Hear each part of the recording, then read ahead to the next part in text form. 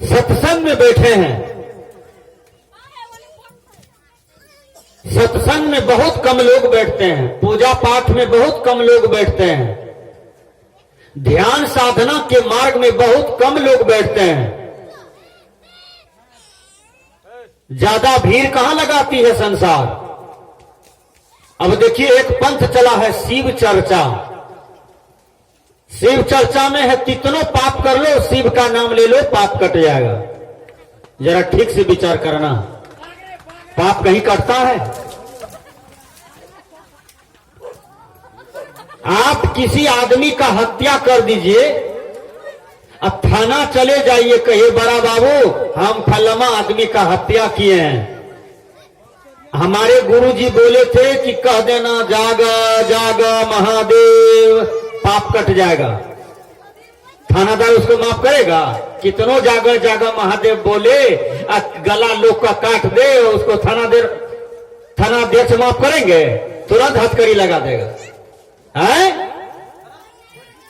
तो पाप कटता नहीं है, पाप भोगना पड़ता है। ईश्वर का नाम, भगवान का नाम लेने से आपका मन पवित्र होता है, ये हो सकता है, लेकिन पाप कर्म का दंड भोगना पड़ता है।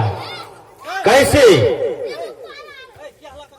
पूर्व जन्म का जो पाप है वो भी भोगना पड़ता है, और वर्तमान जन्म का जो पाप है वो भी भोगना पड़ता है। मैं पूर्व जन्म के कर्म को आपको सिद्ध करता हूं, कैसे भोगना पड़ता है, और पूर्व जन्म कितना सत्य है ये भी बता देता हूं। एक मां के कोख से 3 पुत्र पैदा लेता है, ध्यान से सुनिए, और एक कन्हा हो जाता है, एक बहिरा होता है जन्म से, और एक अति सुंदर होता है। उसके न शरीर में दोष है, न बुद्धि में दोष है, न व्यवहार में दोष है, न क्रिया में दोष है, वह बहुत आगे है। मां तो एक ही है, पिता तो एक ही है, वो कन्हा कैसे हो गया? एक जन्म से बहरा कैसे हो गया, और एक जन्म से बिल्कुल ठीक ठाक कैसे हैं, बिल्कुल अच्छे कैसे हैं? क्योंकि सबके पीछे कर्म लगा हुआ है।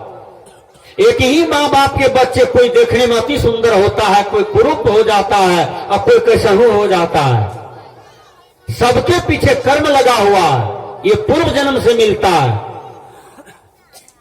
कोई अमीर के यहां जन्म लेता है, कोई गरीब के यहां जन्म लेता है, और कोई बिल्कुल भिखमंगा के यहां जन्म लेता है। तो यह कर्म के अनुसार आपका फैसला हुआ है। आपने जैसा कर्म किया है वैसा रिजल्ट आपके हाथ में आया है, वैसा डिसाइड आपके हाथ में आया है। यदि आपने पूर्व जन्म में बहुत बढ़िया सत्संग किया है, भजन किया है, परमात्मा गुरु की भक्ति किया है, राष्ट्र कल्याण, गरीब कल्याण, विश्व कल्याण के लिए कुछ बढ़िया कर्तव्य किया है, यदि आपका शरीर छूट गया, आपने साधना भी किया है, उस अवस्था में आपका शरीर छूट गया, तो आपका घर राजा के यहां होगा, आपका जन्म राजा के यहां होगा। क्योंकि पूर्व जन्म आपका बहुत तगड़ा है, आपने अति सुंदर ही अति सुंदर किया है, इसलिए पूर्व जन्म आपका तगड़ा है। ध्यान दीजिएगा। एक महात्मा जी गए एक आदमी के यहां, कहा सत्संग कराता हूं, हमें 10 रुपया चंदा चाहिए। वह क्या किया? महात्मा जी की झोली में घोड़ा का लिद्दी दे दिया, घोड़ा का लिद्दी दे दिया। महात्मा जी ने हंसते हंसते स्वीकार कर लिया। घोड़ा का लिद्दी दिया 1 किलो। महात्मा जी किया उसी के खेत में जाकर के लिद्दी रख दिया। अब वो लिद्दी पहाड़ होने लगा, इतना बड़ा पहाड़ हो गया उसके खेत में, तो आप खेत उपजेगा, पहाड़ होने लगा। देखिए, एक आदमी से और महात्मा जी कहा मैं सत्संग कराता हूं, मुझे 10 रुपया चंदा दो। उस आदमी के पास पैसा नहीं था, बगल वाले के यहां दौड़ करके गया, कहा बहन जी 10 रुपया दो न, पैसा शाम में हम दे देंगे, मेरा दुल्हा आएगा काम करके ना, मजदूरी लेके हम आपको दे देंगे। वो दूसरे के यहां से पैसा ला करके दिया, उसको महात्मा जी आशीर्वाद दिया, बेटी जाओ, तुम इस समाज में सबसे आगे बढ़ जाओगे। और वह अपना मुठिया चावल 1 किलो दान कर दिया। 10 रुपया 1 किलो चावल।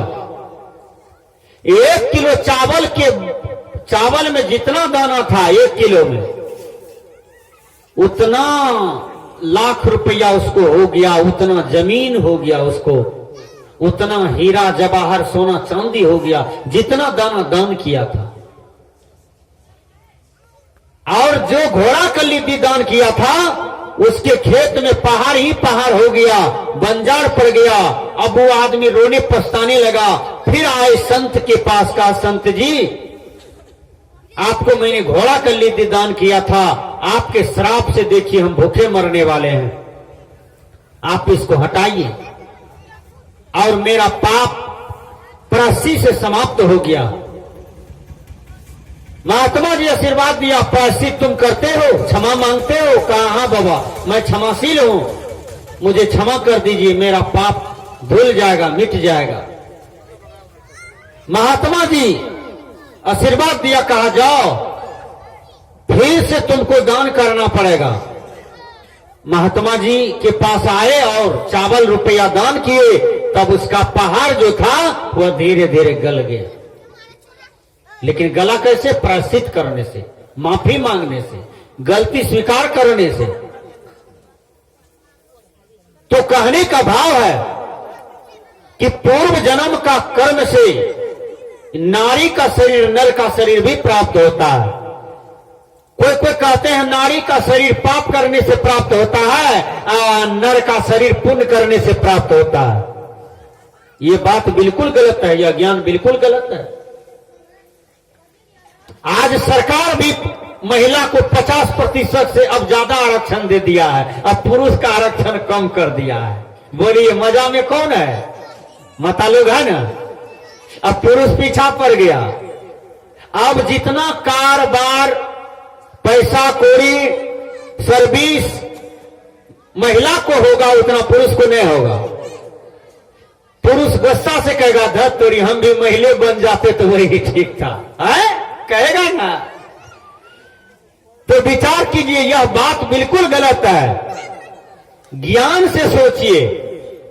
अरे आपकी कीर्ति ने आपको महिला शरीर में भेजा है, या आपके ही पुण्य कर्म ने आपको पुरुष शरीर में भेजा है। शरीर तो सबका एक है ना। जो शरीर आपके अंदर में जितना चीज है, उतना चीज तो महिला के अंदर में भी है। जितना चीज महिला के अंदर में है, उतना चीज आपके अंदर में है। आपके शरीर में भी हड्डी है, पानी है, खून है, चाम है, मांस है ना। आपके अंदर में भी लेटरिन है, पेशाब है, थूक है, सबके अंदर में है। बोलिए, है ना। तो शरीर तो सबका एक है भैया।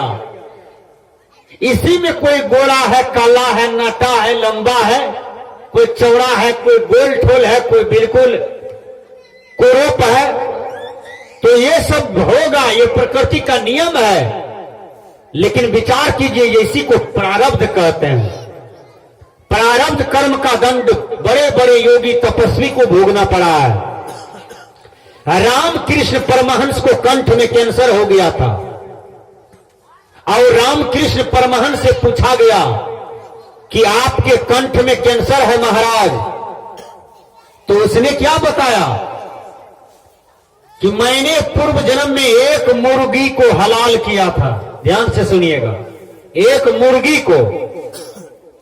वही मुर्गी आज कैंसर बन करके हमारे कंठ को काट रहा है। तो जब काट रहा है तो कर्म का फल भोगा ना। रामकृष्ण परमहंस कहा जाता है, उसके बारे में कल्पना है कि रामकृष्ण परमहंस साक्षात मां काली का दर्शन करते थे, जो स्वामी विवेकानंद के गुरु हैं। तो रामकृष्ण परमहंस को कंठ में कैंसर हो गया, वो मर गए। अब विचार कीजिए, भगवान राम जब मरे, वह कृष्ण जोनी में आए, भगवान कृष्ण बने, तो भगवान कृष्ण को ठगुन में बाण लगा, घुटना में बाण लग गया। क्यों? वो भगवान है, उसको बाण मारने वाला कौन है? वो तो सबको बाण मारा है। अब उसको क्यों बाण लगा? क्योंकि उन्होंने बाली के भाई सुग्रीव के भाई बाली का वध किया था। आप रामायण में देखिएगा। और तारा बाली के शरीर को पकड़ करके रोती है। सुग्रीव खुश हो गए कि मेरा दुश्मन आज मारा गया। भाई को लोग दुश्मन बना लेते हैं। भजन में सुनिएगा, जिस भजन में राम का नाम नहीं, उस भजन को गाना ना चाहिए। चाहे बेटा कितना प्यारा हो, उसे सर पे चढ़ाना ना चाहिए। चाहे बेटी कितना दुलारी हो, उसे घर घर घुमाना ना चाहिए। अरे भाई,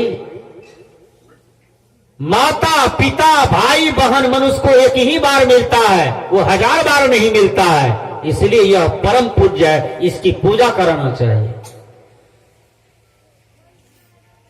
1000 पत्नी मिल जाएंगे, 1000 बच्चे पैदा कर दीजिएगा आप, लेकिन माता को पैदा आप नहीं कर सकते हैं, पिता को पैदा नहीं कर सकते हैं, भाई बहन को पैदा नहीं कर सकते हैं। इसलिए इनको सम्मान दीजिए, इनको पूजा कीजिए और इनसे कभी राज मत छिपाइए। भाई भाई होते हैं, बहन बहन होती है, वह कभी आपका गला कटा हुआ नहीं देख सकता है। लेकिन सुग्रीव खुश हो गया, आज मेरा दुश्मन मर गया। विचार कीजिए, तारा उसकी पत्नी रोती है और बाली रोते रोते प्राण त्याग देता है। जब कृष्ण भगवान कृष्ण जोड़ी में आए, सारे कामकाज हो गया, तो बुढ़ापे अवस्था में कृष्ण भगवान जा रहे थे और व्याधा ऐसी सतभेदी बाण चलाया, कृष्ण भगवान का ठगुन काट दिया, घुटना काट दिया और कृष्ण भगवान वहां गिरे। व्याधा दौड़ करके आए, कहा भगवान मैंने आपका वध कर दिया। कहा पूर्व जन्म को याद करो, तुम बाली था, हम राम थे, हमने तुमको बेकसूर का मारा था, वही कर्म फल आज हमको भोगना पड़ रहा है। विचार कीजिएगा। तो भगवान राम को पूरी दुनिया मानती है, पूरी दुनिया गॉड मानते हैं और भगवान राम को कर्म का फल भोगना पड़ा ना। कर्म गति टारे नहीं टरी। सदगुरु कबीर कहते हैं, आपन कर्म न मेटो जाई, कर्म का लिखा मिटा धो कैसे, जो युग कोटि सिराई। गुरु वशिष्ठ मिली लगन सुधायो, सूर्य मंत्र एक दिन ना, जो सीता रघुनाथ विवाही, पल एक संचन किन्ना। 3 लोक के कर्ता कहिए, बाली बधो बरियाई, एक समय ऐसी आई, उन्हों अवसर पाई, नारद मुनि को बदन छिपायो, किन्न कपि को स्वरूपा, शिशुपाल की भुजा उपारी, आपको भयो हरि ठूठा। पार्वती को बांझ न कहिए, ईश्वर न कहिए भिखारी, कही कबीर कर्ता की बातें, कर्म की बात निनारी, आपन कर्म न मेटो जाई।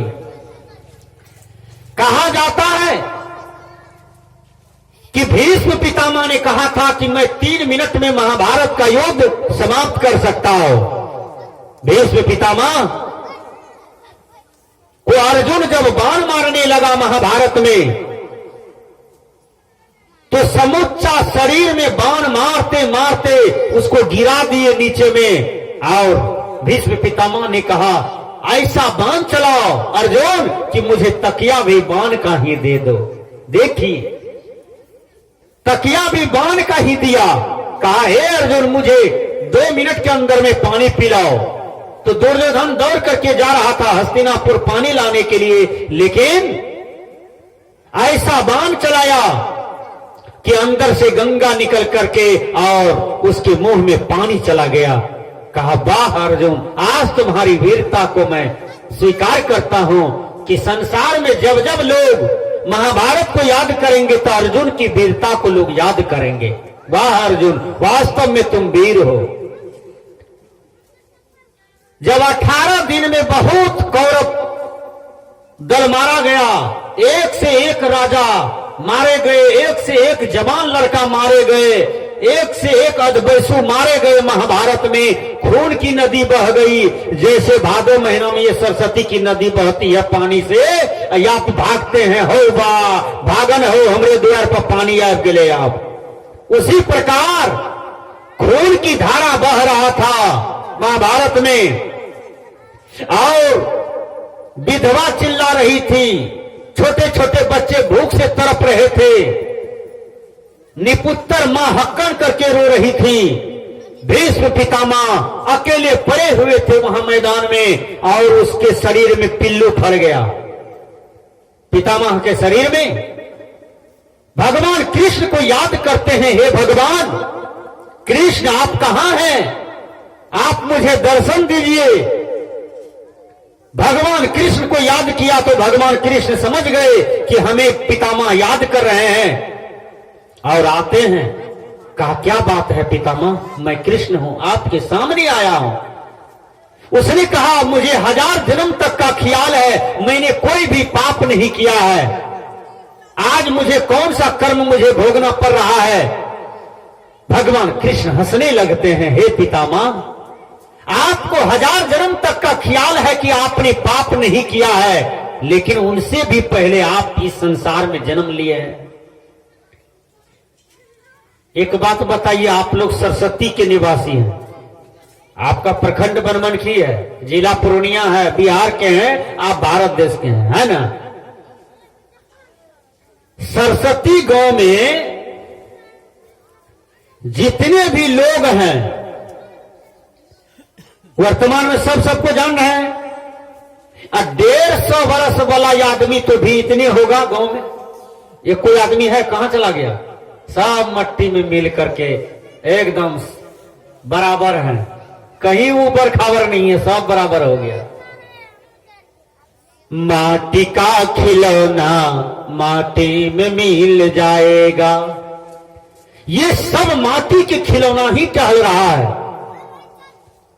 चाहे वो ब्राह्मण हो या क्षत्रिय हो या वैश्य हो या शूद्र हो, चाहे वो इंग्लिश मैन हो कि नेपाली हो कि अमेरिकन हो कि इंग्लैंडिया हो कि भारतीय हो कि पाकिस्तानी हो कि चाइना हो, सब मिट्टी का खिलौना ही यहां टहल रहा है, फिर मिट्टी में ही मिल जाती है।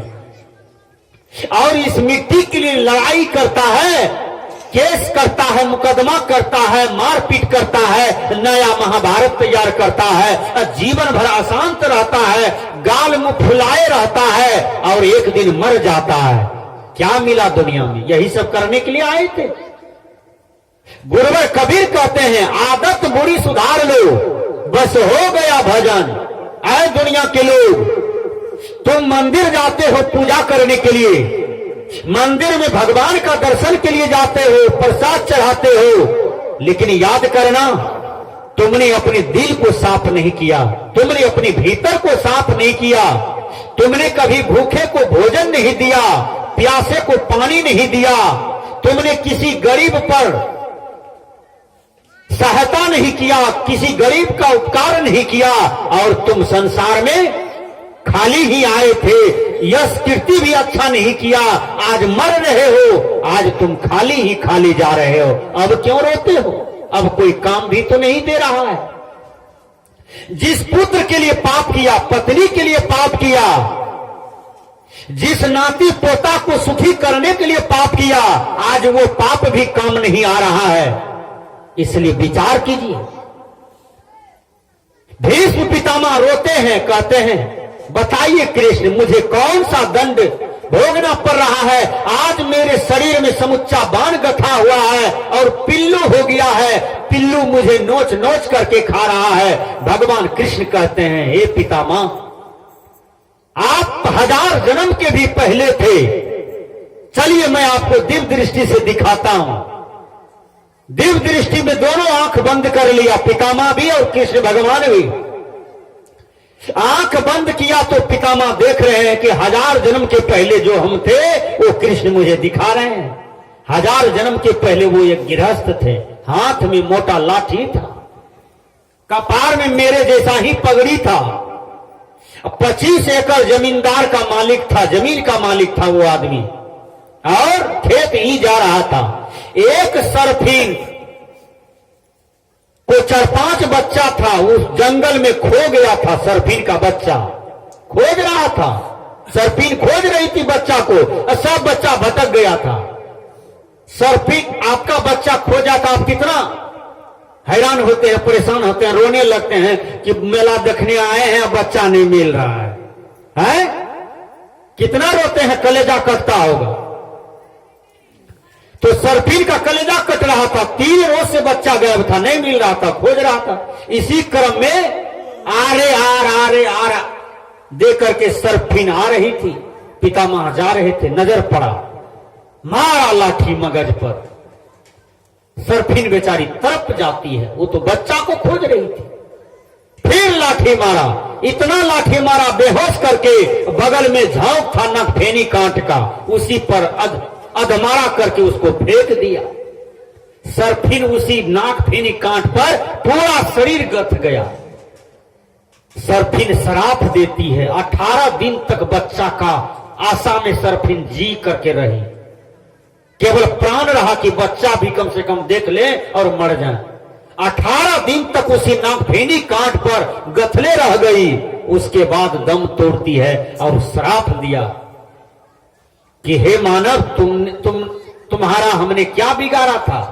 तूने बेकसूर मारा है हमको, इसलिए मैं श्राप देता हूं, जिस गतिविधि से तुम मुझे मार करके फेंके हो, वही मृत्यु तुमको और जोनी में प्राप्त हो जाएगा। किसी जोनी में जरूर प्राप्त होगा, वही भीष्म पितामह जोनी में प्राप्त होगा। विचार कीजिएगा, इतने बड़े ब्रह्मचारी आदमी, तपोनिष्ठ आदमी, अविवाहित आदमी, और उसके शरीर में पिल्लू फर गया तब मरा हो। क्यों? उसको पूर्व जन्म का कर्म भोगना पड़ा। बड़े बड़े महात्मा गुरु को भी पूर्व जन्म का कर्तव्य भोगना पड़ता है। बड़े बड़े राष्ट्रपति, प्रधानमंत्री को पूर्व जन्म का कर्तव्य भोगना पड़ता है, सबको भोगना पड़ता है। इसलिए वर्तमान कर्म को हम लोग ठीक ठाक करें, अच्छा करें।